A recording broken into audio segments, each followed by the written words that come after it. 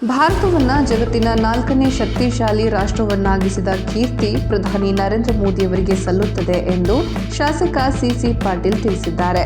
ಗದಗನಲ್ಲಿ ಅವರು ವಿಕಸಿತ ಭಾರತದ ಕುರಿತು ಸುದ್ದಿಗೋಷ್ಠಿ ನಡೆಸಿ 2014ರಿಂದ ಈವರೆಗೆ ವಿವಿಧ ಅಭಿವೃದ್ಧಿ ಯೋಜನೆಗಳಿಗೆ ಕೇಂದ್ರ ಸರ್ಕಾರ ಹಣ ಮಂಜೂರು ಮಾಡಿದೆ.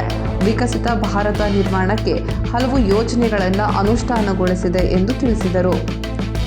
ಜಿಲ್ಲೆಯ ನರಗುಂದ ಬೈಪಾಸ್ ನಿರ್ಮಾಣಕ್ಕೆ ಕೇಂದ್ರ ಸಚಿವ ನಿತಿನ್ ಗಡ್ಕರಿ 128 ಕೋಟಿ ರೂಪಾಯಿ ಬಿಡುಗಡೆ ಮಾಡಿರುವುದು ಸಂತಸದ ವಿಷಯ ಎಂದರು.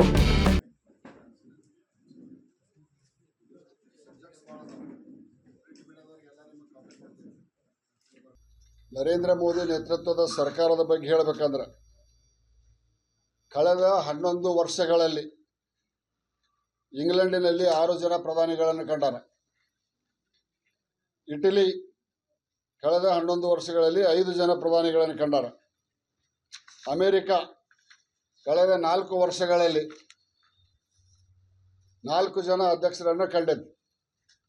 ಜಪಾನ್ದಂಥ ರಾಷ್ಟ್ರ ಕಳೆದ 11 ವರ್ಷಗಳಲ್ಲಿ 4 ಜನ ಪ್ರಧಾನಿಗಳನ್ನು, ಕೆನಡಾ 3 ಜನ ಪ್ರಧಾನಿಗಳನ್ನು, ಜರ್ಮನಿ ಅಂತ ಅತ್ಯಂತ ಮುಂದುವರೆದ ದೇಶ